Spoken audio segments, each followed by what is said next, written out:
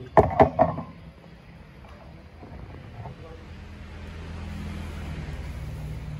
bismillahirrahmanirrahim. Assalamualaikum warahmatullahi wabarakatuh. Waalaikumsalam warahmatullahi wabarakatuh. Alhamdulillah, nahmaduhu wa nasta'inuhu wa na'udzu billahi min shururi anfusina wa sayyiati a'malina.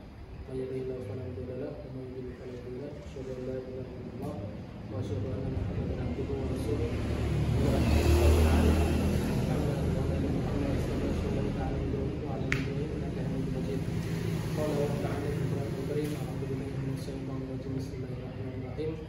Rabbi israh li sadri wa yassir li amri wahlul 'uqdatam min lisani yafqahu qawli.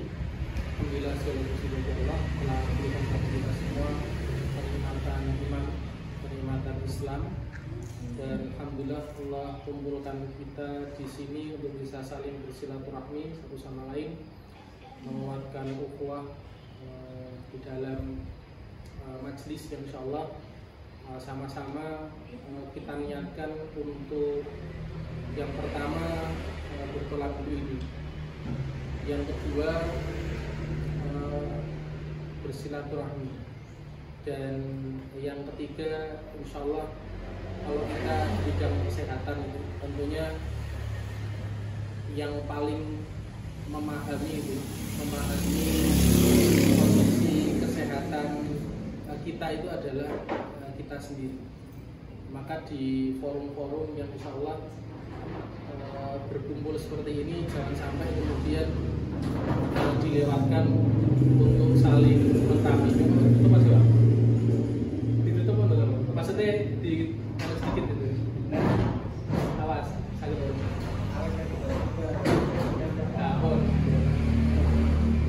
terlalu suci.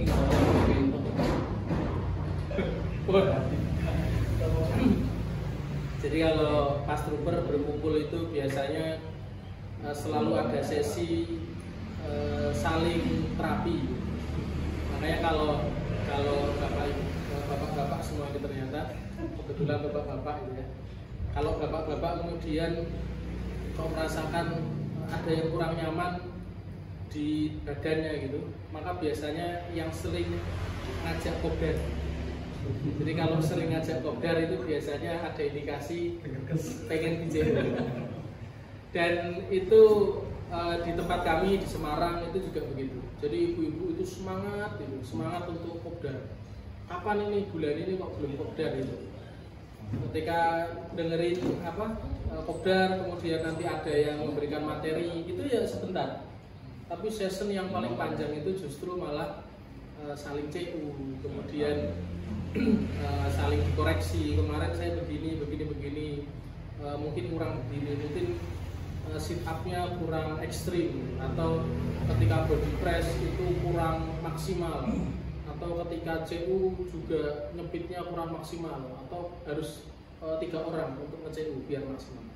Nah itu bagian-bagian yang bisa jadi bagi sebagian teman-teman itu sederhana, tapi justru itu adalah bagian yang membuat kita itu bisa istiqomah untuk sama-sama menguatkan langkah kita dan jalan dakwah kita di bidang kesehatan.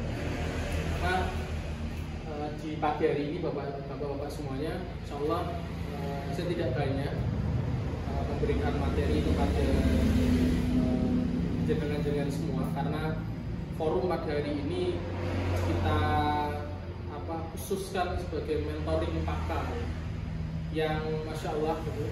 Kalau ditanya gitu, kalau misal tidak ada woro-woro, atau kalau bahasa kerennya sekarang itu adalah instruksi dari pusat untuk semua cabang per 2 minggu melaksanakan mentoring pakar, itu kira-kira jenengan-jenengan bisa jadi mikir kapan kopdare ada orang cocok waktu ini. Sing siji iso, sing siji ra iso. Sing siji sudah siap ketempatan, tapi pesertanya yang tidak siap untuk datang. Pesertanya siap mau datang, tapi yang ketempatan tidak ada yang siap. Nah itu terjadi di beberapa titik. Bahkan masya Allah saya lihat sampai di Madura itu pengurusnya yang dipaksa. Kapan ini mentoring pakar gitu? Pengurusnya bingung gitu. tadi pagi itu ketika saya perjalanan ke sini, pengurusnya minta maaf kepada seluruh anggota, baru memberikan info hari ini ada menteri Papa di rumahnya beliau. Maka saya sampaikan, ya memang harus seperti ini, Bapak-bapak semua. Jadi kadang yang sudah jadi pengurus itu karena kesibukan juga banyak, butuh diingatkan dan butuh disupport. Salah satu support ya dari sistem, yang kedua juga dari teman-teman semua. Dan bahkan di mana, di titik Aceh juga sama. Aceh itu terkenal sering vakum karena kepengurusannya, karena memang tipikal Bapak Ibu. Jadi kalau jenengan ngelihat secara sejarah gitu ya, secara sejarah Aceh itu kan yang paling sulit untuk ditaklukkan oleh penjajah, itu paling sulit ditaklukkan. Yang kedua, selama pemerintahan juga itu gerakan separatisnya itu juga kuat. Sampai sekarang kan nggak masih eksis. Karena memang karena memang tidak bisa sering konflik. Jadi di dalam pengurus ini konflik, dan konfliknya nggak sederhana. Kalau di Jawa itu kita konflik paling ngomong-ngomongan ya Pak ya. Kalau sana itu enggak, agak sulit. Tapi Masya Allah, mentoring Papa ini akhirnya mendorong beberapa kegiatan, akhirnya mendorong. Pengurusnya kok nggak aktif, ya akhirnya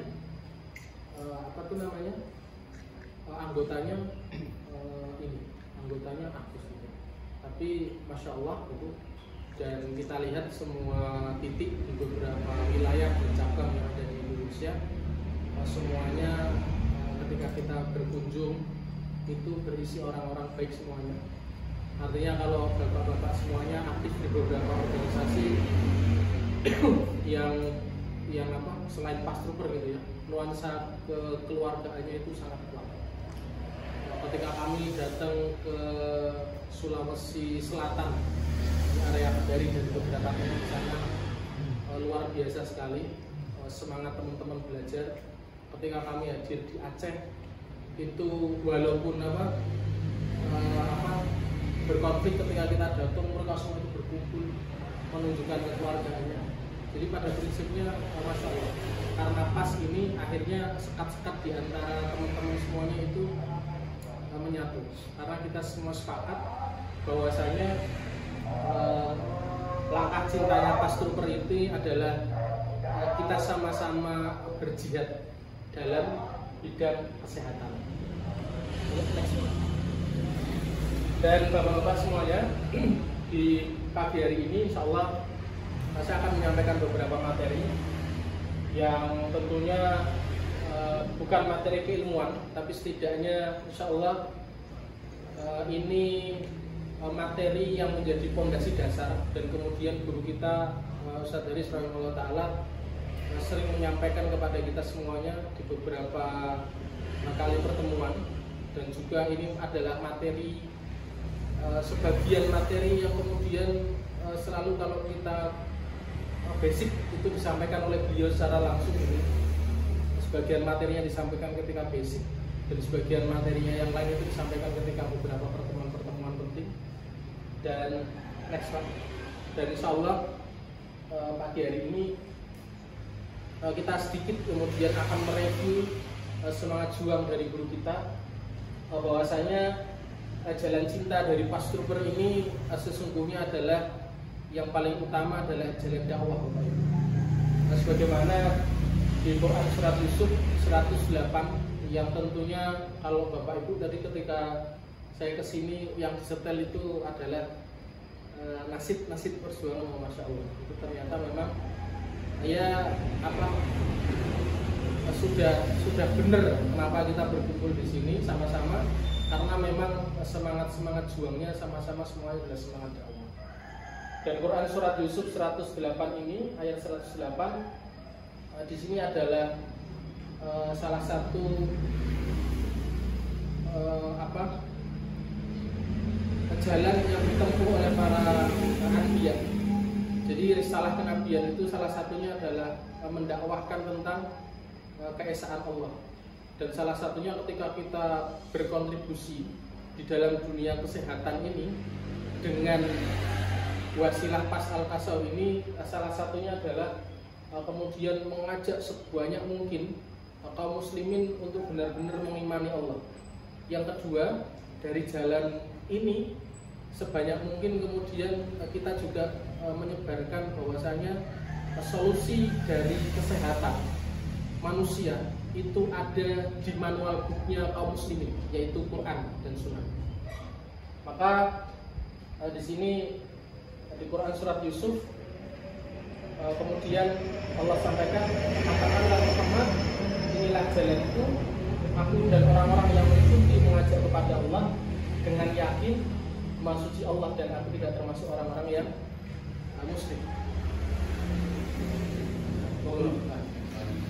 Next, Pak. Dan yang selanjutnya adalah sama di Quran surat An-Nahl ayat 125. Di sini adalah juga salah satu tutorial gitu ya. Kalau para asatidah itu kemudian menjelaskan bagaimana seharusnya seorang daiyah itu kemudian menunjukkan kepada manusia tentang keesaan Allah, itu seharusnya mereka melakukannya dengan hikmah dan kemudian dengan pelajaran-pelajaran yang baik. Maka kalau kemudian kita sangat menyayangkan kalau beberapa pastor itu kemudian kalau kehidupan di era 2020 sampai 2000 sekarang gitu ya, itu kan kita akrab dengan yang namanya sosial media. Jadi orang-orang itu sekarang sudah tidak lagi berkumpul di warung kopi atau di warung-warung atau di kafe-kafe, tapi lebih banyak orang itu berkumpul di grup-grup di sosial media, baik itu di WA maupun kemudian di lini masa sosial media.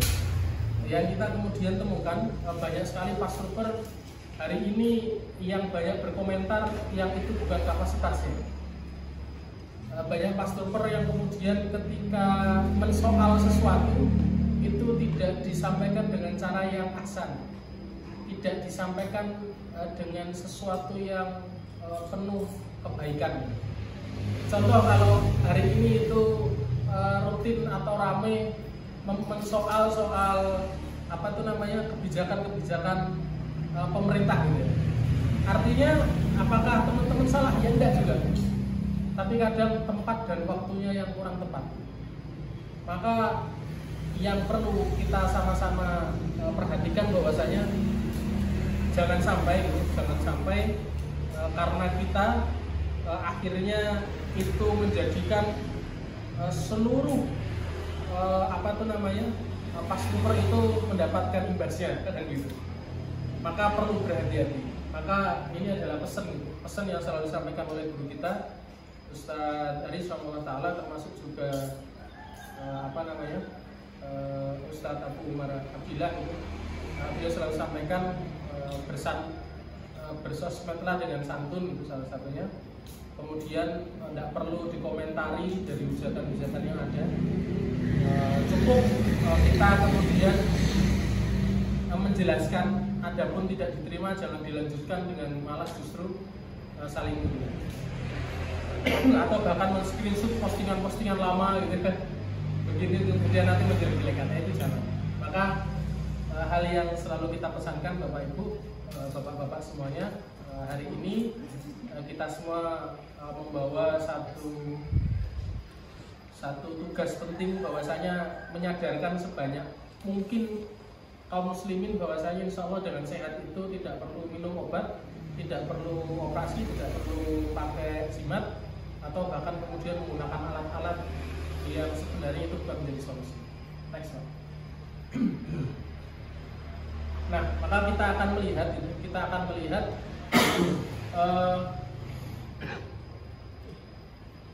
melalui beberapa hal yang kemudian disampaikan oleh guru kita, Bapak Ibu, Bapak semuanya. Bacanya dari mana? Bacanya dari sini, Pak. Bacanya dari sini, kemudian dari sini, nanti endingnya dari sini. Maka kita perhatikan seluruhnya, lahirnya PAS ini hadir dari sebuah pengalaman panjang beliau, baik pengalaman secara pribadi, pengalaman ketika melihat anak-anak beliau, pengalaman ketika merawat orang tua beliau, pengalaman ketika merawat pasien-pasien yang ada.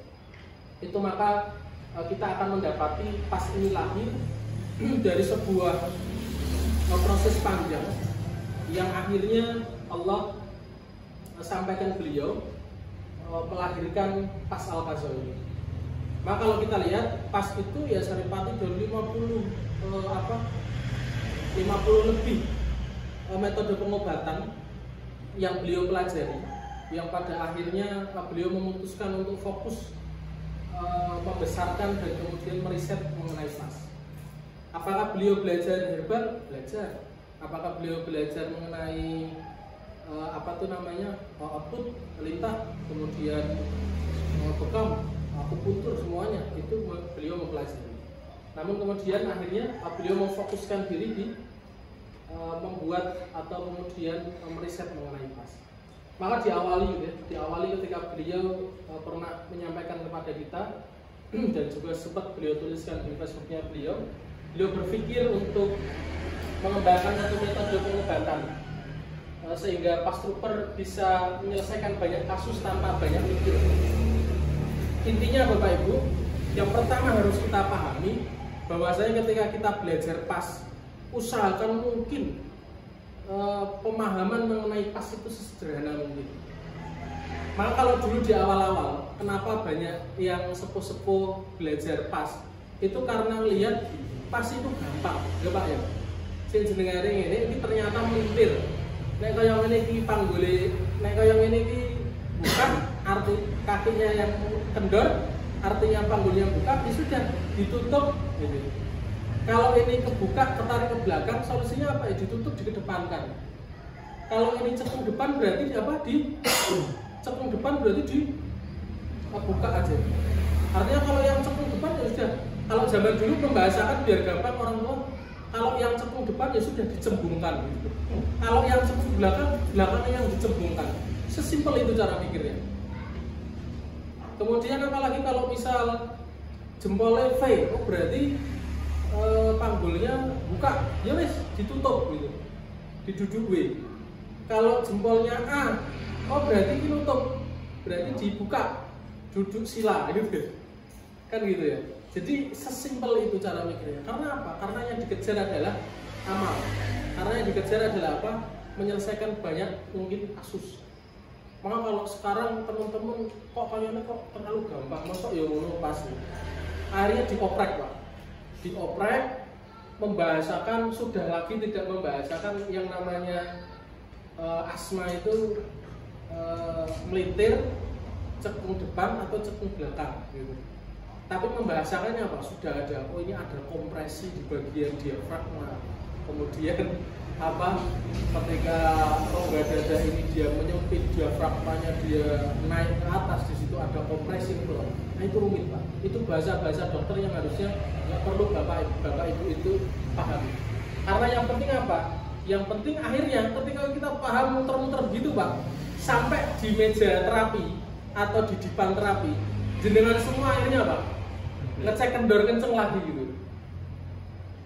Terus ada lagi pelajaran ini, kita harus mempelajari jalur otot gitu. Jalur otot dipelajari mumet Pak. Padahal di situ ada banyak itu lapisan otot, kemudian dipelajari satu persatu. Apakah salahnya? Tidak. Tapi itu menghilangkan apa? Menghilangkan kesederhanaan yang akhirnya orang itu ketika mau terapi itu mikir. Padahal guru kita minta ketika kita terapi nggak pakai mikir. Kan gitu ya. Maka Masya Allahnya apa? Dulu ketika kita nerapi salah, pasiennya itu sembuh. Salah. Kenapa tahu salah? Karena balik lagi Pak. Kok saya ini wes mari Mas. Tapi kok iseng iso ya Mas ya sebelah ini. Ternyata setelah dicek ternyata dibalik. Begitu dibalik sembuh. Maka bayangannya apa? artinya yang menyembuhkan Allah. Bukan karena kita kemudian ahli, akhirnya pasien itu sembuh. Maka kalau saya ngomong, bisa jadi teman-teman yang pasiennya banyak, itu mereka itu lebih soleh daripada kita. Saya itu selalu mikir begini, ini orang soleh. Nah kalau orang soleh gitu, saya kesana mintanya bukan minta ini, bukan minta diajari. Yang minta diajari itu ya formalitas. Tapi yang paling utama minta doa. Saya selalu gitu, minta doa. Saya didoakan biar bisa bantu banyak orang. Saya didoakan biar apa nanti, biar Allah ridho nanti banyak pasien yang disebutkan di sini. Maka kadang itu kalau saya doa, Pak, ini terus terang, ini saya hanya cerita sama antum semua. Saya di beberapa kesempatan belum pernah cerita. Saya kalau doa sama Allah, ya Allah datangkan pasien yang bisa saya selesaikan di dunia saja.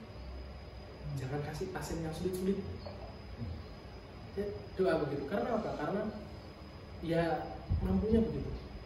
Tapi ketika Allah sudah mengupgrade kita, gitu, dikasih pasien yang sulit, gitu, kasih pasien yang sulit, seakan-akan bagi kita sudah mudah.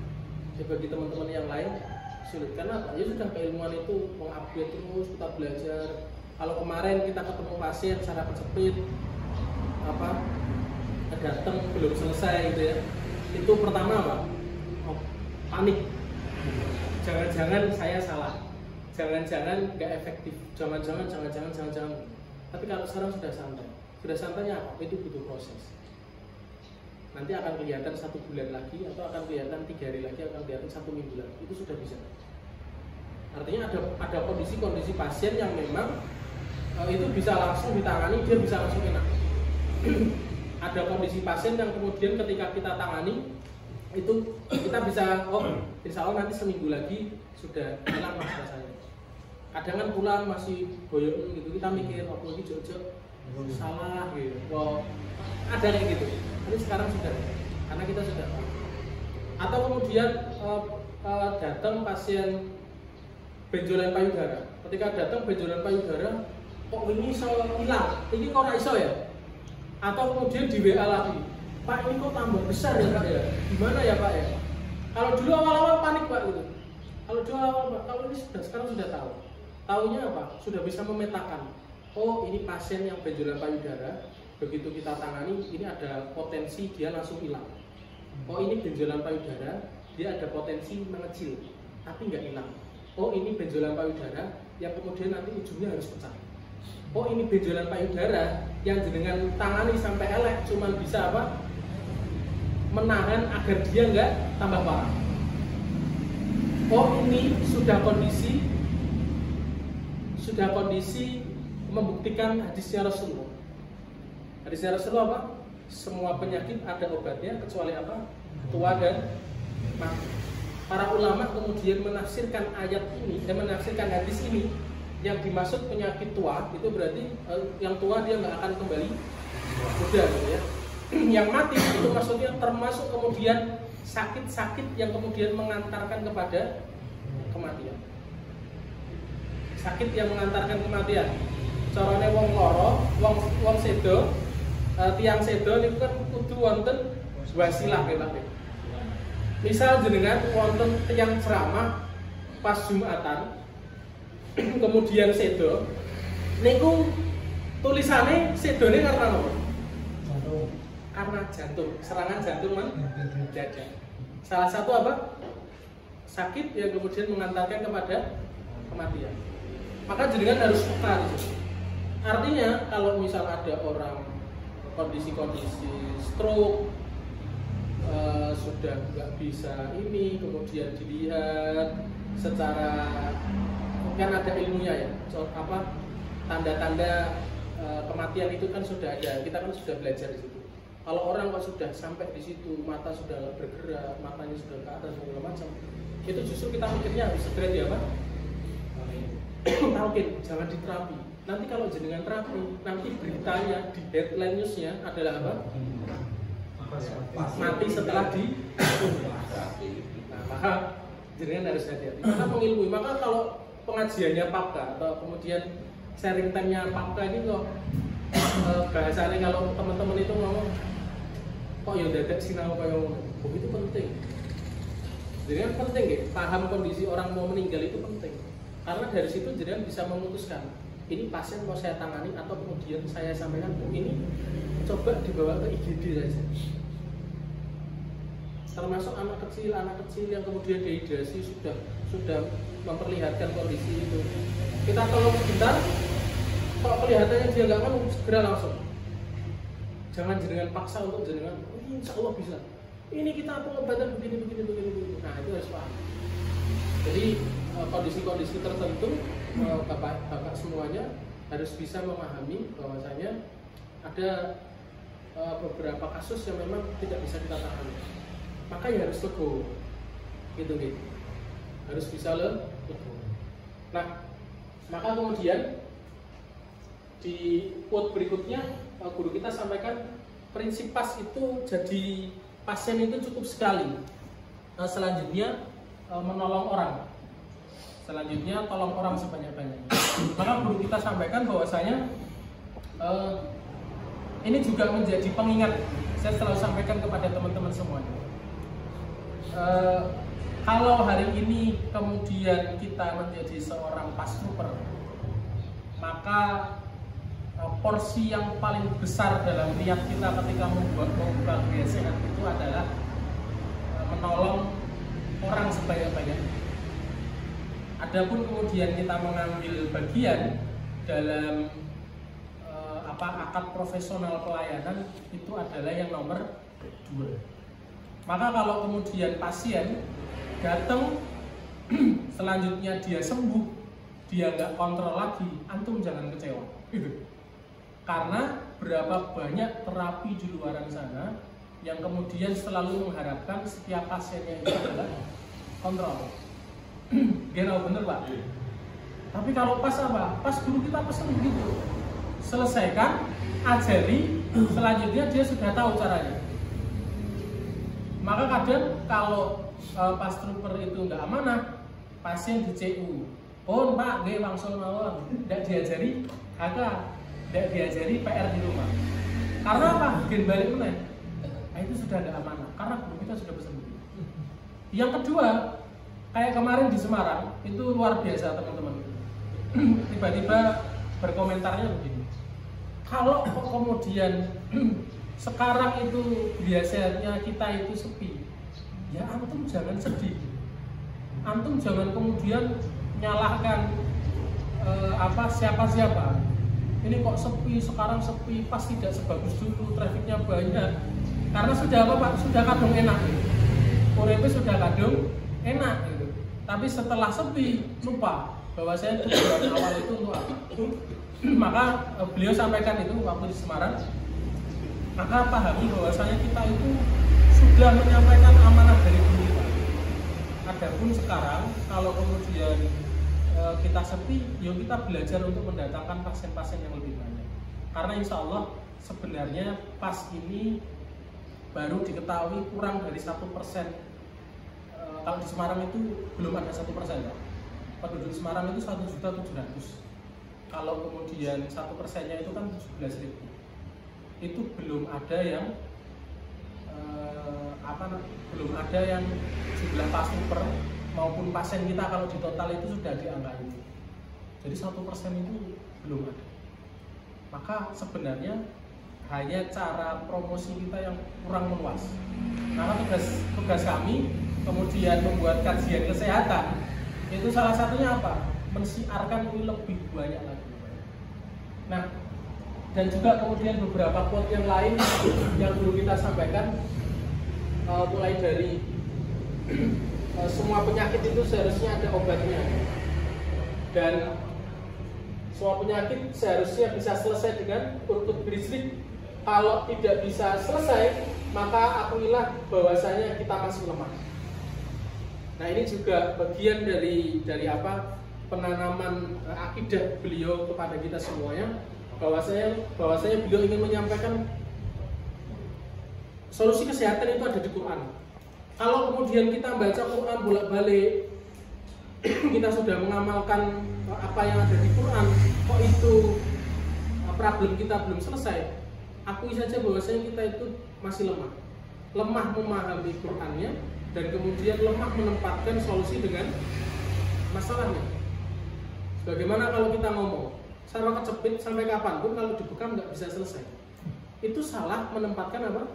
Menempatkan solusi dengan apa tuh namanya? Masalahnya. Antara masalah tidak tepat solusinya.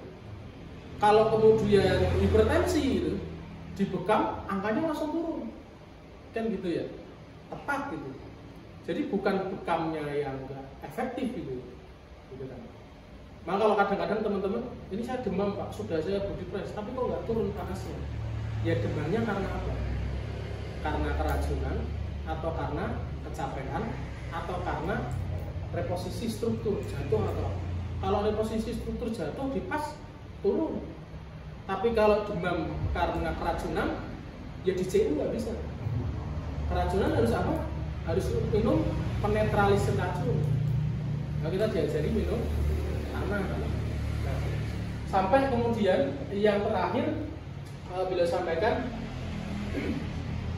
evidence based itu apa? Yang pertama inspirasi dari Quran dan Sunnah. Yang kedua adalah ilmiah sejalan dengan sains. Yang ketiga hasilnya bisa dibuktikan dengan di depan publik. Jadi beda antara pas dengan non pas. Maka kita coba pahami.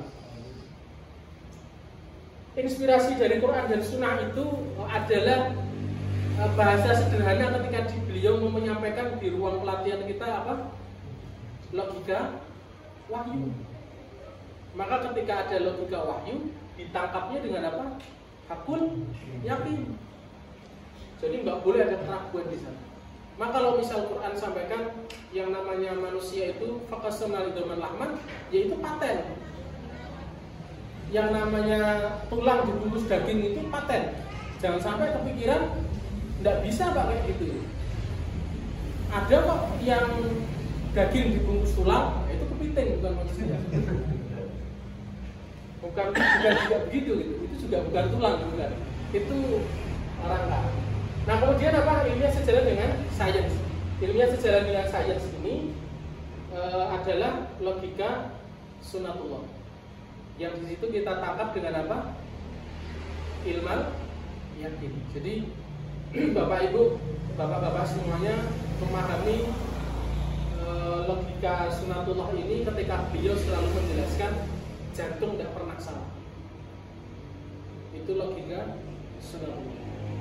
Yang itu dibantah oleh medis barat. Kenapa medis barat membantah jantung tidak pernah salah? Jantung salah itu. Karena ketika ada orang sakit hipertensi itu dikasihnya obat untuk melemahkan jantung. Jadi amlodipin. Ada yang masih minum amlodipin Pak? Atau obat tensi maksudnya? Nah, itu obat untuk apa? Melemahkan jantung. Padahal jantung mompanya kenceng atau pelan tergantung apa? Tergantung apa Pak? Apa?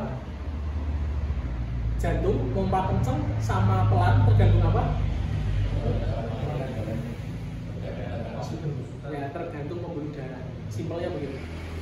Jantung kenceng artinya pembuluh darahnya menyempit, ya, menyempit atau melintir. Jantungnya melemah, pembuluh darahnya apa? Kendor. Ada melintirnya enggak? Ada, tapi kendor. Maka harusnya apa? Jantung pompanya normal. Kalau normal berarti pembuluh darahnya dia normal, fleksibel. Nah, melintir dulu atau menyempit dulu. Nah, kalau bahasa medis pembuluh darah mengalami apa? Penyempitan. Yang kedua mengalami apa? Penumpukan plak atau kotoran. Kan gitu ya. Tapi kalau bahasa medis karena apa? Karena kolesterol, karena kotoran, karena trigliserid, karena kolesterol. Nah, tapi kalau bahasa kita apa? Bahasa kita terjadi pelintiran. Kalau pelintiran maka terjadi turbulensi. Ketika terjadi turbulensi, maka kalau topan itu membawa barang, dia akan melempar keluar. Kalau makanannya sudah nggak bagus, kolesterol, maka ketika terjadi turbulensi, kolesterol itu akan dilempar ke dinding pembuluh darah, maka dia nempel gitu. Tapi kalau ini lancar, dia akan lewat aja. Tapi kalau terjadi turbulensi, dia akan apa? Dilempar ke dindingnya, plak plak plak plak, jadi penumpukan. Maka logikanya apa? Melintir dulu, baru dia terjadi penumpukan atau terjadi penyempitan, penyumbatan. Nah kayak kali di sini, kali tadi waktu lewat, atau kalinya banyak kotorannya, itu penyumbatan. Maka solusinya apa? Solusinya dipelintir dulu, dibalikin dulu, baru kemudian nanti mau dipanaskan, mau dikasih ini apa, nanti insya Allah itu berikutnya. Nah, yang ketiga apa? Hasilnya bisa dibuktikan di depan publik. Maka beliau sampaikan mengenai logika manusia. Logika manusia itu harus apa? Harus ditangkap dengan apa? Ainul yakin. Ainul yakin itu prosesnya gimana? Harus bisa dibuktikan di depan. Maka masya Allah, guru kita yang awal pertama kali yang kemudian diajarkan kepada Pasturber, pertama kali yang diinstal kepada Pasturber itu bukan teknik menerapi, tapi apa Pak? Yang pertama kali harus antum pahami adalah tentang apa? Tentang apa ya? Kalau bahasa sekarang merevolusi dulu atau mereformasi dulu cara berpikir mengenai akidah dalam berobat, akidah dalam kesehatan, dan juga akidah dalam mempersiapkan kematian. Berapa banyak orang yang kemudian berikhtiar pengen sembuh bukan karena ingin memperbaiki kualitas hidup, tapi karena takut mati. Betul Pak itu? Nah kalau Pasturber harusnya gimana? Harusnya nggak takut mati Pak. Antum menghadapi jantung, misal sakit jantung parah, dipas enak, maka saat itu harus pikirkan apa? Bisa jadi ini adalah sakit yang akan mengantarkan saya kepada kematian. Maka saya kemudian yang harus pikirkan apa? Saya ingin menjalani kehidupan saya itu dengan apa? Dengan sehat atau dengan kualitas hidup yang baik. Harusnya orang sakit jantung itu hanya tidur, nggak boleh kemana-mana. Tapi ini punya sakit jantung jampas, punya sakit jantung bermuda, punya sakit jantung dia tetap kemana, punya sakit jantung tetap kopdar seperti itu. Aktivitas biasa kayak orang normal semuanya. Tapi yang paling membedakan apa? Dia sudah siap. Kapan-kapan saya mati serangan jantung, saya tidak takut. Bahkan ketika saya ingin mati bukan karena sakit jantungnya, tapi saya berdiri ketika apa? Ceramah, saya berdiri ketika membaca Quran. Nah, itu harusnya berdiri. Tapi kalau orang sekarang apa? Ikhtiar. Pengennya kalau ikhtiar sampai apa? Sampai dinyatakan tidak punya lagi sakit jantung. Nah biasanya kalau ibu-ibu apa? Kalau ibu-ibu itu apa? Paling takut itu kalau sudah divonis apa? Benjolan payudara. Karena yang kedua, yang pertama serviks dulu. Kanker serviks. Kalau sudah kanker serviks biasanya seakan-akan kehidupannya dia sudah selesai. Yang kedua apa? Benjolan payudara. Kalau sudah benjolan payudara itu bayangannya bukan apa tuh namanya? Saya sudah tidak bisa lagi menyusui, tapi bayangannya kalau saya kena benjolan payudara, saya kena kanker payudara, biasanya nanti saya akan mati. Padahal anak-anak saya masih kecil, gitu. Itu takut. Maka Pak, pasien-pasien yang datang di Gria Urkut Bridgelift, biasanya kita sampaikan hal yang pertama adalah harus benar akidahnya. Jadi kadang beliau-beliau itu menangis. Saya sampaikan begini, kalau antum masih mau ikhtiar karena takut mati gitu, ya nggak bisa. Hal yang pertama harus dipahami apa? Jangan sampai menyandarkan kematian itu karena wasilah penyakit dan kita takut di situ. Maka akhirnya beliau-beliau sadar, artinya ya kita ikhtiar, kita akan bantu. Tapi kalau memastikan antum tetap hidup sampai besok nggak bisa. Jadi ini bagian yang penting yang kemudian diinstal oleh guru kita. Next one. Maka pesan guru kita dari kesemuanya Bapak Ibu, Bapak-bapak semuanya, ini adalah quote yang sering gitu ya, yang sering kita lihat gitu hadir di beranda-beranda kita gitu. Namun banyak dari kita yang betul-betul sebagian tidak betul-betul memahami bahwasanya beliau sampaikan berulang kali, tulis visi ke depan, kita berkumpul bukan karena dunia, jangan bicara perasaan pribadi, kegundahan hanya masalah Islam, tak ada yang lain. Next one. Maka apabila dunia masih menghalangi perjuangan kita, maka bisa jadi bukan kita yang dipilih dalam melanjutkan perjuangan ini. Maksudnya bagaimana Bapak-bapak?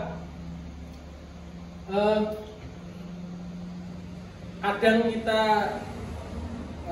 jadi saya pernah ada salah satu pastor itu menyampaikan, dia begitu, Ustadz ini apa grasiatnya sepi, terus gimana Pak? Ya mungkin ini juga yang menjadi alasan teman-teman itu kalau diminta kopdar itu sulit. Ya kenapa Pak? Ya karena perjuangan itu butuh bensin. Perjuangan itu butuh bensin. Jadi habis gratis saja Pak, tidak apa-apa. Yang penting pokoknya kita belajar terus, upgrade terus.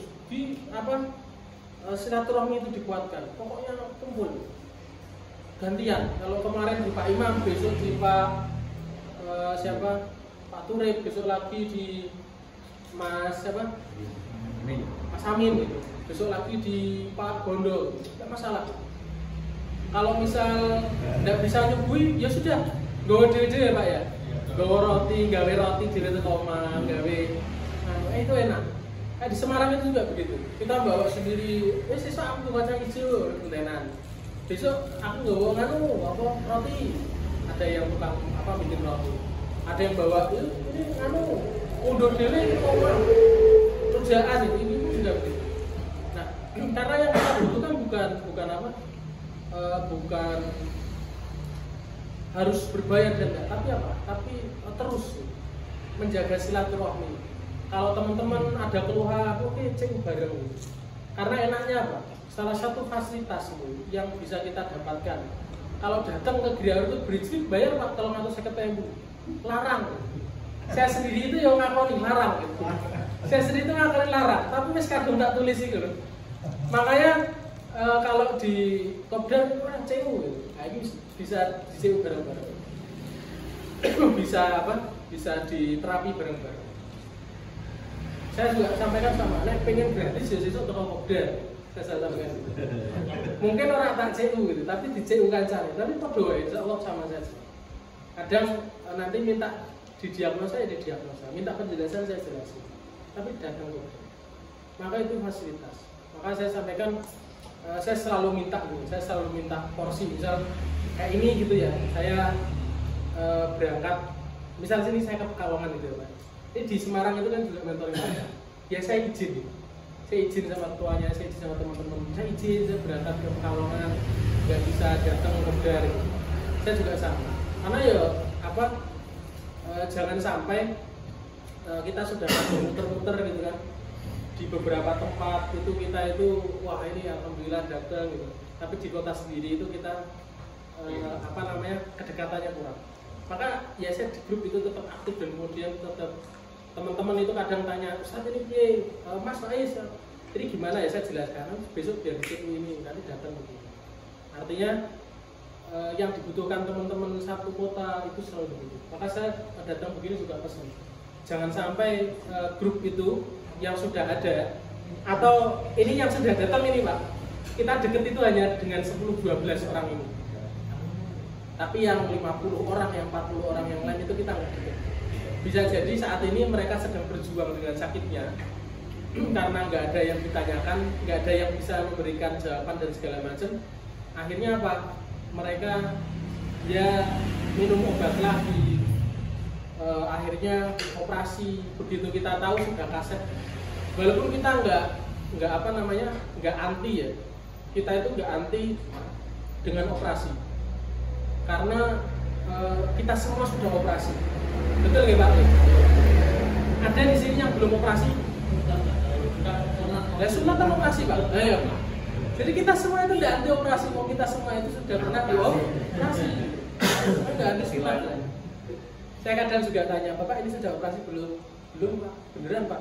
Beneran belum sunat. Sudah kalau itu kan operasi. Ya, sudah operasi. Tulis sunat. Jadi kita tidak anti operasi. Tahu Pak? Amputasi ya Bapak. Diamputasi. Ya, tetap. Nah maka ini juga bagian jangan sampai karena bahasa dunia, wah lagi repot Pak, lagi repot apa ngurusi omah gitu, tak rewani apa gini saya tetap kopdar gitu. Kadang begitu. Jadi jangan sampai karena urusan dunia itu menghalangi kita mensiarkan ini, kita berdakwah dan segala macam. Karena muara dari hadirnya PAS ini salah satunya adalah apa? Mengajak sebanyak mungkin kaum muslimin untuk memahami tentang Qur'annya dan kemudian kembali lagi kepada Qur'an. Saya selalu kalau pasien datang yang kita pesankan, Pak, ini solusi itu kita inspirasinya dari Qur'an. Walaupun kita tidak ngomong bahwasanya hentak kakinya Nabi Ayub alaihissalam itu adalah seperti ini, enggak gitu. Tapi guru kita meriset yang paling efektif untuk mereposisi struktur panggul itu dengan apa? Untuk berisik, dengan hentak kaki ke bumi. Sekarang apa? CU ada kelemahannya Pak. CU ada kelemahannya. Yang paling efektif apa? Ya kan. Maka itu menajamkan betul. Sampai kemudian di akhir kehidupan beliau, di beberapa bulan di akhir kehidupan beliau sampaikan 5 jurus PAS itu intinya itu 5 kan gitu ya. Hentak kaki, mandi, minum air yang segar, cabut rumput, sama yang terakhir pukulkan rumput. Seakan-akan beliau itu pesan sama kita, Mas Super, antum itu harus semua kembalikan manusia itu kepada Quran. Jangan antum fokus sama CU-nya, jangan fokus sama SU-nya. Walaupun itu apa? Manfaat, itu mengantarkan. Tapi pada prinsipnya apa? Beliau ingin semua gerakan jurus itu muaranya ke 5 itu. Maka tadi sampaikan sama beliau salah satu poinnya, kalau kemudian nggak selesai dengan untuk beristik, akui kita lemah. Maka beliau itu cukup dulu ketika kopdar di Semarang, satu-satunya kopdar yang beliau datang itu di Semarang. Ketika perjalanan saya jemput beliau sampaikan kepada saya, Faiz, nanti semuanya itu akan selesai dengan ukut di sini. Semuanya akan selesai dengan ukut. Beliau sampaikan itu dulu. Beliau ini sampaikan karena apa? Karena Nabi Ayub alaihissalam saja selesai dengan ukut beristik. Harusnya semua penyakit selesai dengan ukut beristik. Kita harus benar-benar selesaikan itu dengan ukut beristik. Maka sampai akhirnya di nasihat saya kasih nama ukut beristik. Saya ingat betul misalnya. Karena setiap pasien yang pulang itu selalu saya sangoni apa? Ukut beristik. Tak kaki, sangoni terus. Bagi perkara engko mbok kerjake mbok ora gitu. Tak sangoni pokoknya. Nah maka apa tuh namanya? Ini adalah bagian penting dari kita semua, bapak-bapak semuanya, bahwasanya ini mengantarkan kita kepada ukhuwah ini yang dulunya bisa jadi kenali bukan di PAS, akhirnya disatukan di PAS. Bahkan kalau yang paling ekstrim nek pas sholat itu orang iso dan bisa masjid gitu Pak ya. Tapi nek pas ngomongnya pas itu iso duduk bareng. Nah itu jadi alhamdulillah sekat-sekat itu banyak kemudian itu terkabulkan. Karena kita sama-sama fokus, kita punya kesepakatan yang sama bahwasanya insya Allah kita bisa menyelesaikan kesehatan itu dengan kembali kepada Quran. Next Pak. Yang berikutnya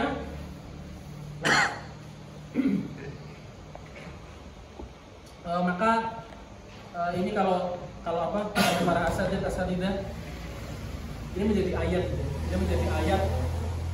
yang kemudian di Quran surat Al-Maidah ayat 54 sampai 56 ini asbabun nuzulnya itu menjadi peringatan keras gitu. Menjadi peringatan keras untuk orang-orang yang menjadi murtad setelah mereka beriman. Namun kalau kita kemudian mempelajari tafsir Ibnu Katsir, di dalam tafsir Ibnu Katsir sendiri menjelaskan ayat-ayat ini juga tidak hanya berlaku untuk orang-orang yang kemudian dia Islam kemudian kembali murtad, tapi juga kepada para orang-orang yang kemudian mereka berdakwah menyerukan tentang keimanan, orang-orang yang berjuang di jalan Allah, kemudian mereka kembali kepada kesesatan, orang-orang yang kemudian harusnya mereka berangkat berperang gitu, namun ketika di perjalanan terhasut oleh orang-orang munafik dan orang-orang kafir, akhirnya mereka kembali tidak mendukung perjuangan. Maka kita ingat kisahnya sebagian kaum muslimin yang kemudian terkena fitnah ketika perang Uhud. Kemudian sebagian kisah yang Allah cantumkan ketika Nabiullah Yunus gitu ya. Nabiullah Yunus ketika dia menyerukan kepada kaumnya untuk beriman kepada Allah, lalu kaumnya itu menolak gitu, sampai kemudian justru Nabi Yunus marah gitu. Yang akhirnya apa? Beliau pergi dari pulau itu, akhirnya dia apa? Dimakan oleh apa? Oleh ikan nun. Maka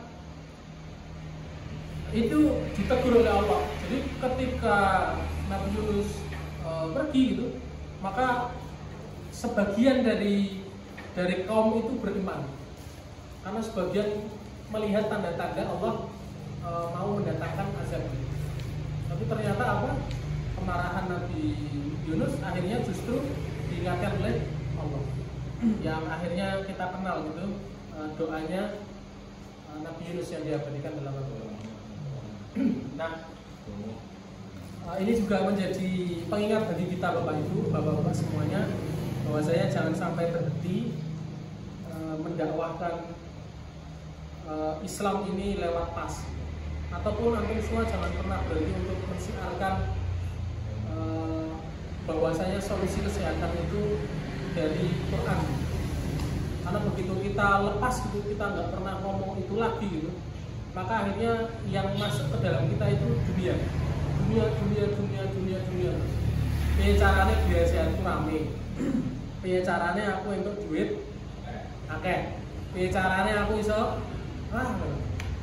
akhirnya apa? Akhirnya lupa. Wis aku ora mangan modal, soalnya lagi sibuk rame, Pak. Padahal Pak, saya yakin pasien itu diomongin nih. Saya bisa Senin. Soalnya kalau Ahad ini saya harus kopdar murojaah dengan teman-teman saya. Kira-kira pasien mau nggak dipindah hari Senin? Kalau dia sakit bener-bener Pak, pasti mau. Tapi kalau nggak sakit bener-bener, cuma coba-coba, pasti nggak mau. Maka kalau coba-coba biasanya hasilnya tidak bagus.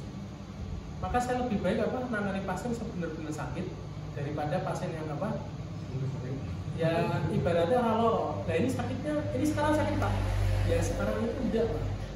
Sekarang ya itu tapi saya sering merasakan begitu. Kalau sudah begitu, antum di akhir jangan tanya, jangan sekali-sekali tanya bagaimana Pak rasanya. Jawabannya mengecewakan. Ya biasa saja, ya sama kayak sebelumnya. Daripada antum saya mending ya alhamdulillah Pak sudah kita terapi. Tadi kan jadi harus jelaskan, dibalik jadi harus jelaskan. Tadi di sini waktu saya tekan dengan titik sentuh ini sakit kan, nanti kita belajar ya. Titik sentuh ini sakit, di bagian sini sakit kan Pak. Setelah kita terapi tadi sudah nggak sakit lagi. Nah artinya ini badannya sudah kita reposisi. Karena pertanyaannya jenengan dengan awal nggak ada after before ya. Nah itu salah satu teknis. Nah oke, next Pak. Nah ini adalah bagian yang harus kita siarkan Bapak Ibu, Bapak-bapak semuanya. bahwasanya kenapa sih penting bagi kaum muslimin itu berikhtiar untuk agar tetap sehat. Salah satunya adalah di Quran surat An-Nisa ini Allah sampaikan, yang kemudian para ulama di situ menafsirkan bahwasanya kehidupan ini adalah amanah dari Allah. Darahnya kaum muslimin itu jauh lebih berharga daripada apa Pak? Dunia dan seisinya. Kehormatan kaum muslimin gitu ya, kehormatan orang-orang yang beriman, kehormatannya itu jauh lebih mulia daripada daripada Ka'bah. Saking mulianya kaum muslimin. Termasuk kemudian apa? Tubuh ini amanah dari Allah. Maka kita dilarang untuk bunuh diri. Sudah tahu sakit Pak, watuk-watuk, orang ikhtiar, orang nyoba berobat, dipikir apa? Biasa aja. Padahal watuk-watuknya karena apa? Karena sakit TBC. Jadi nggak boleh. Itu kita sudah zalim sama tubuh kita. Termasuk kemudian kewajiban bagi kita mengingatkan kaum muslimin bahwasanya Pak, kalau merasa nggak enak sedikit itu jenengan harus periksa ke geria sehat terdekat. Nah, gitu. Jadi itu mengingatkan. Tapi pada prinsipnya kita mengingatkan dulu. Jadi tubuh itu adalah amanah dari Allah, menjaganya itu adalah bagian dari ibadah. Kemudian pastor pun harus hadir untuk mengingatkan umat bahwasanya tubuh ini dia bagian dari amanah. Termasuk kita menjaga amanah ini jangan sampai Pak kita semua itu makan makanan yang tidak halal dan tidak thayyib. Itu bagian dari merusak tubuh. Maka berapa banyak orang yang minum minuman keras, orang kemudian pakai narkoba dan segala macam, sebenarnya mereka merusak diri tubuhnya. Nah kalau sudah begini kita harus mikir Pak, ada yang masih suka merokok Pak? Masih. Tidak apa-apa. Tapi pahami bahwasanya apa? Itu bagian dari kita Pak, tidak menjaga amanah. Yo nek wingi ngerokok sak slop saiki sapak Pak. Kalau yang kemarin rokoknya itu bahannya itu ada bahan kimianya, ya sekarang diganti yang herbal. Apa? Tapi kok kemudian aku rokok Pak, aku rokok itu sehat. Oh, nek wis watuk-watuk rokok ya berarti dikurangi. Pada prinsipnya Pak, ya harus dengan cara yang apa tadi Pak di awal? Dengan hikmah dan cara yang asal. Dengan cara yang maka next. Nah yang kedua adalah ini sering kita ingatkan dan jangan sampai lupa bahwasanya ini bagian dari akidah Bapak Ibu, Bapak semuanya. Jangan sampai di frame pikiran kita itu masih ada sakit yang itu nggak ada obatnya. Bahkan lorone wong nakal itu apa Pak? Lorone wong maksiat niku obatnya apa? Tobat. Nek ra iso mari kalau tobat Pak mati Pak. Kadang kan gitu ya. Itu ungkapan-ungkapan orang tua zaman dulu. Sing jenengane lorone wong maksiat apa? Marine wong maksiat iku yen ora tobat sing keloro mati. Milo misal ada di satu lingkungan itu ada orang yang maksiat di situ, itu kampung itu jadi tentrem ketika orang itu sudah tidak ada. Nah tapi kita tidak ngomong seperti itu. Ini penyakit-penyakit yang kemudian ada di diri manusia. Itu pahami bahwasanya Allah sampaikan semua penyakit ada obatnya. Rasulullah juga sampaikan seluruh penyakit itu ada obatnya. Maka kalau sekarang ada di frame kita, misal contoh ini saya sudah dipas berulang kali. Misalnya sakit apa benjolan payudara. Kok nggak selesai Pak? Nggak selesainya gimana? Nggak selesainya ya benjolannya nggak hilang, payudara saya kembali lagi. Oh, nggak bisa begitu cara berpikir. Kalau kemudian itu beneran sakit, yang sakitnya itu karena kerusakan itu, maka solusinya adalah apa? Kalau misal disuruh kembali lagi dia nggak bisa. Saya kasih contoh begini, logika yang paling sederhana. Ada orang didiagnosa kena liver, gitu ya. Kena liver ini yang satu dia bisa langsung membaik setelah di CU, membaik. Maka sakitnya dia ada solusinya. Solusinya apa? CU. Kalau kena liver sakit liver di CU selesai, artinya penyakitnya sebenarnya apa, Pak? Kalau di logika kita pas lintir kenceng. Tapi ada orang yang sakit liver di CU berulang kali membaik, tapi orang mati. Kira-kira kenapa? Livernya sudah rusak.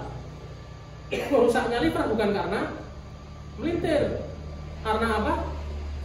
Sering minum homer. Kira-kira bisa nggak yang rusak itu diperbaiki dengan cara CU? Kerusakan karena homer itu diperbaiki karena CU. Bisa nggak, Pak? Wah, jawabannya begini.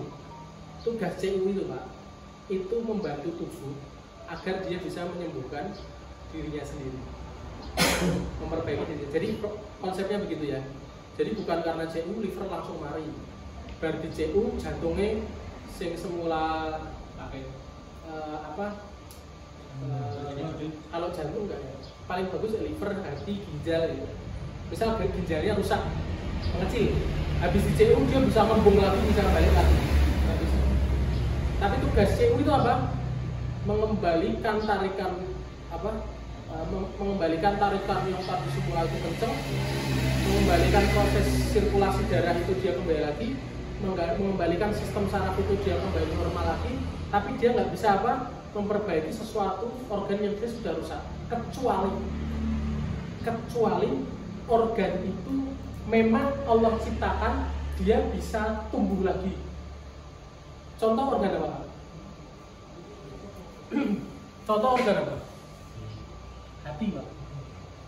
Hati kalau dia rusak dia bisa tumbuh, tapi juga nggak bisa instan. Di CU moropeng telu pengennya langsung livernya mari, padahal tadinya apa? Peminum. Maka kalau kerusakan yang disebabkan oleh homer itu ada cirinya. Orangnya didiagnosa liver, perutnya besar, masih bisa jalan, tapi kerusakannya parah. Tapi kalau kerusakan karena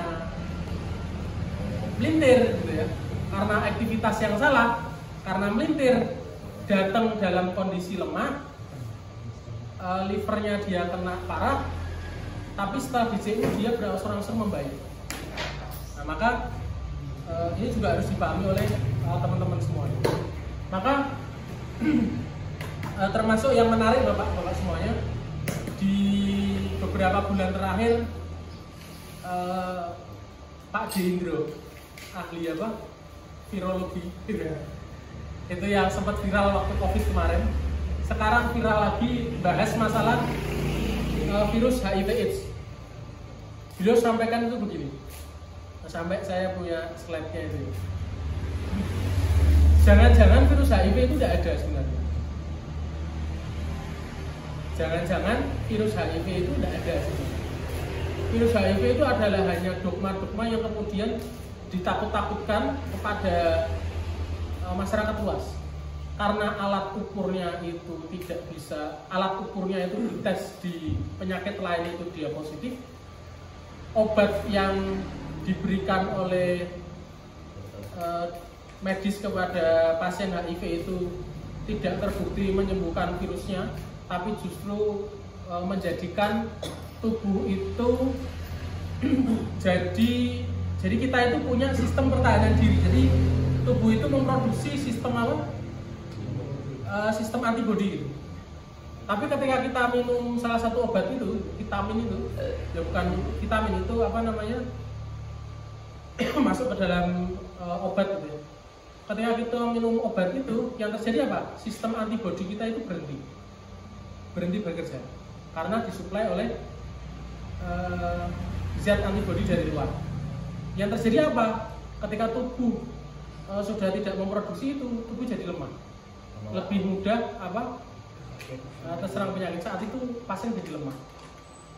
Nah, akhirnya kita ngomong begini, jadi benar gitu. Mau nggak ada penyakit itu nggak ada, mau dicari sampai kapanpun, ya nggak akan ketemu obatnya. Orang aslinya nggak ada penyakitnya. Itu logika terbalik yang kemudian jadi kita mikir, iya juga ya. Kenapa kita nggak pernah mikir kayak gitu? Penyakit itu nggak ada. Maka sampai kapanpun yang kita cari obatnya nggak ada. Makanya kalau ini ayat apa hadis ini gitu, di kalangan orang medis zaman dulu Pak, mumet Pak. Nah ya Rasulullah sampaikan semua penyakit ada obatnya. Lagi ada penyakit karena berarti. Kenapa kita nggak mikir itu? Jadi penyakit ini kira apa? Penyakit ini kira apa? Kayak kemarin ya virus gitu. Virus COVID gitu. Sebagian orang masih karena lemahnya iman gitu ya, masih ngomong gitu. Ya COVID itu ya jadi ono gitu. Jadi ono. Tapi cara penanganannya apa? Tidak masuk akal. Maka nggak beres. Maka akhirnya banyak orang yang justru minum obat di rumah sakit, justru mereka mati. Yang dirawat obatnya dibuang di tempat sampah, mereka tetap hidup. Itu di Surabaya, satu kompleks TNI AL, semua begitu. Sampai niteni Pak. Sampai niteni, sing rutin ngombe obat, itu malah belum mati Pak. Sing coba obatnya dikantongi, dibuang ke tempat sampah, itu enggak, masih hidup semua. Sampai seperti itu. Karena mereka melihat ciri-ciri. Dan dokternya pun menyampaikan seperti itu. Jadi saya harus ngasih ini karena ini aturan dari pusat, harus terdistribusi. Maka ini bagian dari A3 bahwasanya jangan sampai kita termasuk orang-orang yang apa mengingkari gitu ya setelah kita beriman. Maka ini bagian yang penting. Next Pak. Yang berikutnya yang harus kita siarkan bapak-bapak semuanya, bahwa saya jangan sampai kaum muslimin ini berobat dengan sesuatu yang haram. Dengan jimat itu haram. Dengan sesuatu yang merusak tubuh. Tubuh adalah amanah, haram. Dengan sesuatu yang memang jelas keharamannya. Kayak zaman dulu itu saya asma, itu direkomendasikan makan daging kelelawar, daging lowo, daging bajing. Orang mari malah jadi bajingan. Ya, makan daging bajing. Jadi itu haram semua. Terus ada orang sakit anemia makan saren. Itu kan ada itu dulu zaman dulu. Dede. Terus ya banyak sesuatu yang haram. Kayak untuk stamina makan empedu ular, kobra, makan darahnya kobra, sindil tikus. Itu kalau di Thailand, kan itu TCM Pak. TCM itu untuk ngambil saripati kehidupan biasanya. Itu pakainya kayak gitu, cindil kecil. Cindil itu kan anak tikus, terus embrionya burung. Nah di Thailand itu kan begitu. Itu ilmu Cina. Kalau sama tabib yang muslim diganti pakai kuning telur. Pakai kuning telur itu. Nah, kalau kuning telur boleh. Tapi kalau kuning telur di angkrem kese 10 dino gitu kan jadi ada embrionya Pak. Nah itu padha dadi haram. Wis metu sirahe tapi durung komplit awake dipangan. Itu di Thailand begitukan. Jadi embrio itu kayak gitu terus nanti langsung dikukus. Nanti dibuka, yo ada sirai tapi orang utuh. Nah itu haram.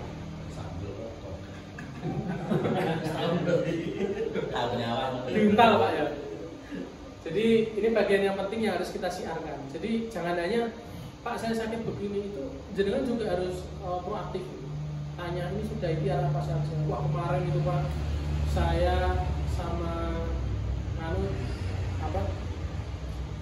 dikasih ini, diresepkan ini, nah, itu disampaikan. Termasuk dengan jimat itu jenengan. Jadi ini bagian siar kita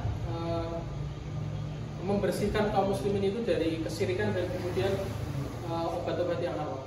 Termasuk zaman dulu Pak, zaman dulu orang tua kita atau mungkin jenengan pas mungkin itu HP. Jadi kalau lagi unjuk apa Pak? Mungkin nganggo anget-anget gitu. Biar awake orang meriang. Padahal unjuk apa? Homer gitu. Dia anget-anget gen orang meriang. Nah, itu juga haram. Itu juga bagian yang penting. Mending di apa? energi booster gitu. Atau lagi gitu kan, air cengkeh, air apa? Air kayu manis, itu hangat di badan. Kayu manis itu termasuk kemudian salah satu rempah yang diperebutkan di Eropa. Jadi jenengan-jenengan semua kalau pernah ke daerah Eropa itu makanannya semuanya hambar. Orang seenak sego megono gini. Sego megono ini sama gurih enak. Kalau di sana itu hambar. Jadi kayak saking mahalnya cengkeh ya. Saking mahalnya cengkeh kalau kita ke sana, kalau kita pernah ke Turki. Jadi saya pernah ke Turki 1 minggu itu. Kita ke arah yang itu areanya dekat sama Eropa. Jadi kalau Turki itu kan memang sebagian Asia, sebagian dia Eropa. Yang dekat sama Eropa itu makannya sudah hambar semua. Jadi kayak rempah-rempah, enak-enak itu nganggo jahe itu sakake bahkan apa wedang jahe itu sak gelas itu jahe ini bisa telu loh Pak ya ben anget. Cengkeh sama saking sedikitnya Pak itu taburannya sedikit. Jadi saking minimal sekali sampai sekarang. Walaupun mereka bisa ekspor tapi juga penggunaannya juga nggak bisa banyak karena makanan-makanan sana sudah terbiasa pakainya di sedikit. Nah, apa itu namanya? Jadi kita bersyukur di Indonesia itu dia rempahnya banyak. Nah, next lagi, coba. Nah, yang terakhir bahwa itu kan terakhir masih ada lagi di Quran surat Al-Baqarah ini di ayat 195 salah satunya kemudian anjuran dari Allah bahwasanya jangan sampai Pak, jangan sampai ini juga menjadi pengingat untuk para pastrooper. Jangan sampai pastrooper itu tidak menjadi role model sehat yang sesungguhnya. Artinya kalau kita sudah mensiarkan tentang kesehatan, jenengan semua itu juga harus tampil sehat. Artinya kalau tadi gaya sehatnya, saya itu setiap pagi loh, japas. Terus dilihat tetangga sama orang-orang sekitar kita itu memang kelihatan sehat. Termasuk jenengan mau saya sampaikan, aku per 3 minggu seminggu 3 kali, apa? Jadi kita itu adalah cermin atau simbol sehat. Maka insya Allah teladan itu jauh lebih mengena ke orang lain. Misal tanggone jenengan nonton jenengan rapi sing teko ki wong ado-ado Pak. Sing teko wong ado-ado, tanggone dhewe iki ora percaya. Wong biyen iku wong macul bareng saiki ngobati ki apa ya iso tenan. Biasanya kan gitu. Tapi kalau jenengan biasanya ngomongin loro-loro, saiki sehat ya. Saiki sehat. Kalau sekarang sudah sehat, orang itu melihat gimana? Insya Allah tuh, kayaknya tenanan. Lah wong nerapi wong kok awake dhewe lara-lara. Nah, itu kan tidak bisa. Maka tadi saya pesan kalau sudah sembuh dari sakitnya Pak, maka tugas kita berikutnya menjaga kesehatan. Maka kalau saya dan teman-teman yang rutin berkuda, siar dengan kuda sudah ada. Dokter Galib juga. Yang siar dengan memanah, banyak semua. Pastrooper semanah kabeh, kita juga memanah. Kita juga berkuda. Tapi yang siar dengan japas masih sedikit. Saya siar dengan japas. Siar japas kepada anak muda, yo naik gunung Pak. Siar japas sama anak muda naik gunung. Kalau sama orang tua, japas sudah selesai, insya Allah sudah banyak yang japas. Tapi kalau anak muda mengenal japas, ya naik gunung. Maka saya siarkan ini. Yang tadinya asma, ndak bisa kena adem sithik wae mengi Pak. Saiki di tempat yang tertinggi yang minim oksigen. Kalau dulu kita kelihatannya pucet gitu, sekarang di tempat tinggi gagal Pak. Di Rinjani. Jadi kan kemarin kerso, saya di Rinjani kondisi masih seger gitu. Padahal mengisapi ya lempe-lempe Pak. Tapi yang di video ketoke kuat-kuat gitu. Nah, makanya kemarin itu sampai sempet Mas Ulil sama aku ini nonton videonya Mas Kirno kalau Pak Bilal ini pas munggah ini ketok kesel banget gitu. Ya delale videonya pas kesel. Makanya yang besok nek kowe ning dhuwur aja pas kesel gitu. Jadi sudah sampai atas ya kelihatannya senyum, kelihatannya ya, padahal juga kesel. Tapi setidaknya itu simbol bahwasanya kita apa? Benar-benar jadi contoh untuk yang lain bahwasanya insya Allah bisa. Saya sudah membuktikan, antum harusnya juga bisa membuktikan. Monggo next one. Dan ini bagian yang memang menjadi refleksi dari juang kita bersama bahwasanya mukmin yang lebih kuat, yang kuat insya Allah lebih cintai daripada mukmin yang lemah.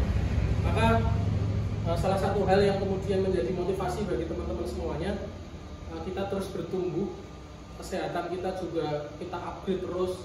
Yang semula kita cukup wis penting orang loro boyok, saiki orang ngono lebih lagi gitu. Walaupun umur segini iso jaran, iso menaklukkan beberapa gunung, itu insya Allah bagian dari kita membuktikan bahwasanya kita insya Allah jadi umatnya Rasulullah yang kuat, yang dicintai Allah, dan menggunakan kekuatan kita, keperkasaan kita itu untuk apa? Memperjuangkan agamanya Allah. Kalau sehat Pak, kita bisa menangani pasien lebih banyak. Kalau sehat, kita bisa membantu teman-teman belajar itu lebih banyak. Kalau sehat, insya Allah anak-anak kita itu juga bisa melihat kita, oh bapaknya sehat, aku ya sehat. Bapaknya seneng melaku-melaku, aku ya seneng melaku-melaku. Maka itu jadi apa? Jadi motivasi bagi kita semua untuk apa? Terus sehat. Dan selanjutnya, next. Nah, ada beberapa hal yang menjadi bagian untuk kita bersama memahami bahwasanya langkah Pastrooper itu adalah langkah syiar cinta kita untuk kaum muslimin, cinta kita kepada sesama, cinta kita kepada diri kita sendiri, dan yang paling utama, yang paling tinggi adalah cinta kita kepada Allah, karena kita ingin umatnya Rasulullah itu umat yang kuat, umat di zaman akhir ini adalah umat-umat yang dipersiapkan oleh Allah dalam menghadapi akhir zaman. Dan kita bagian dari yang mempersiapkan. Yang kedua, setiap terapi ikhlas Pak. Saya pernah sampaikan salah satu nasihat ini. Salah satu yang kemudian merusak amal, salah satu yang merusak hati itu adalah apa? Ketika kita belajar itu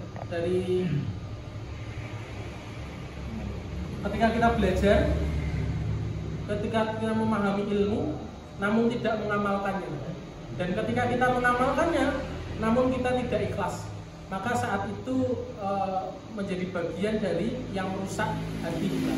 Maka jangan sampai Pastrooper rusak hatinya karena kita sudah tidak lagi ikhlas, termasuk datang gini aku ini teko ini baru-baru Mas Amin, atau aku teko baru-baru Pak Murid, aku teko baru-baru Mas Ilham ini teko, atau ini ngomongnya Mas Agus makanya aku teko. Jangan Pak. Artinya kita sudah lost. Niatkan semua karena Allah. Termasuk ketika apapun itu. Lost. Yang ketiga apa? Berjuang dalam kesehatan bukan profesi, tetapi ini bagian jihad untuk umat. Maka kita kembali lagi ke yang awal tadi, bahwasanya kalau kita masih perjuangan kita itu masih dihalangi oleh dunia, nah, bisa jadi kita belum memposisikan diri menjadi seorang mujahid. Bahwasanya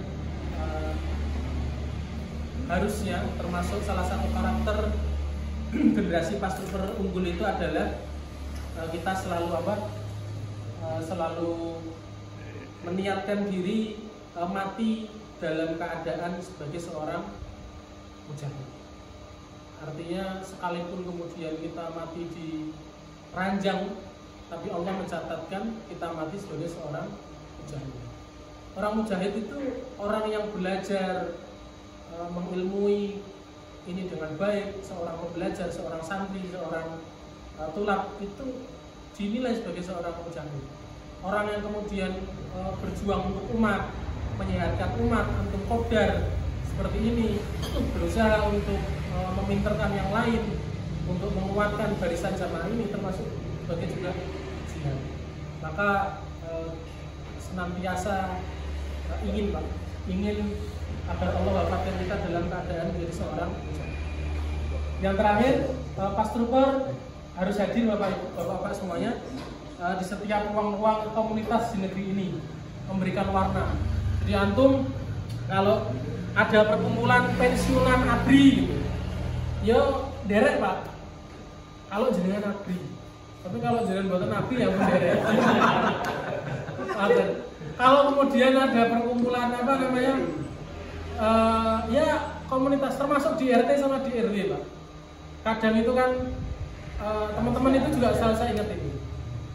Jenengan itu ya memang ning Jowo itu ya jadi ketua Papka utawa sekretaris Papka.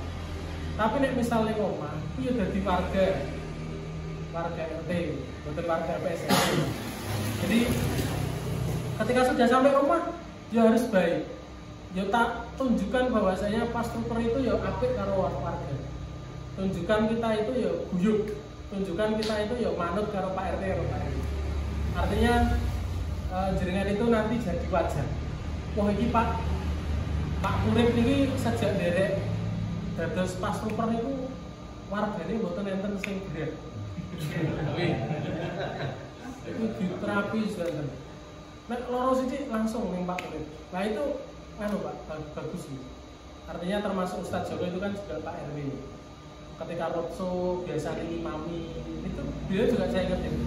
Ini memang sampean tak khidmah kalian Papka, khidmah karo Pas. Tapi jadwalnya sampean pas ngisi kultum Jumat, jadwalnya ngisi sholat rawatib, itu nek misal ra iso tetap izin. Artinya apa? Ada komunikasi. Ojo kemudian langsung hilang. Sesasi ulung Kalimantan, tambah-tambah ini orang. Nah, jangan sampai. Harus ada komunikasi walaupun nggak ada apa fisik kita itu nggak di tempat, kita bisa aktif di grup. Nah, itu biar bagus semua. Jadi insya Allah kita semua itu jangan sampai nanti ketika sudah tidak bertugas lagi jenengan balik ning kampung Pak, itu kondisinya apa? Kondisinya tonggo-tonggo ini wis masa bodoh itu jangan. Kita menjalin komunikasi ulang lagi jangan. Jadi tetap jalin komunikasi dengan sesama itu terus, termasuk lagi di setiap ruang. Misal hubungannya apa namanya Kopdar Pak, ini apa ini saya ngisi kajian kesehatan di ibu-ibu PKK misalnya begitu, itu bagus.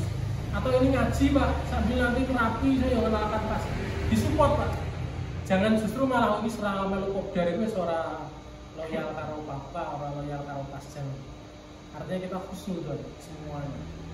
Termasuk di wilayah lain ini ada beberapa cabang gitu. Pak ini nggak melakukan Kopdar, nggak melakukan mentoring Papka, tapi saya Kopdar dengan Dokter Sentot di Surabaya.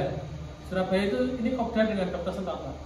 100 pasien kejar 100 pasien pertama itu bayar 100.000. Ya saya jawabnya ya nggak apa-apa, itu boleh Pak nampilkan logo Papka, ya nggak apa-apa monggo. Ya nanti kalau misal sing pingin Kopdar gratis ya diadakan mentoring Papka. Ini rapopo tetap lakukan. Saya jawab aja begitu. Jadi nggak masalah, semuanya disupport. Termasuk di beberapa titik mau fokus apa tuh namanya? Mau fokus ini basic ya nggak apa-apa. Nanti setelah basic besok baru ngikut yang berikutnya. Jadi insya Allah ini jadi semangat kita bersama bapak-bapak semuanya, dan ini menjadi bagian dalam perjuangan ini, dan semoga kita semua siap untuk terus lepas bapak-bapak semuanya, termasuk konco-koncone yang ora lepas, diajak lepas. Yang sudah sakit kemudian butuh dipas. Insya Allah nanti kalau misal orang lepas ya ora apa-apa, sing penting melu jamaahnya pas. Apa? Dari pasien. Itu dari pasien. Yang penting merekomendasikan pasien. Jadi tidak masalah. Baik, insya Allah bapak-bapak semuanya, ini pengantar dari saya. Ini Mas Amin juga sudah hadir. Mungkin bisa di apa masuk zoomnya ini. Sudah di mana? Sudah Mas Amin? Linknya? Linknya minta ke Ustaz Joko. Linknya tuh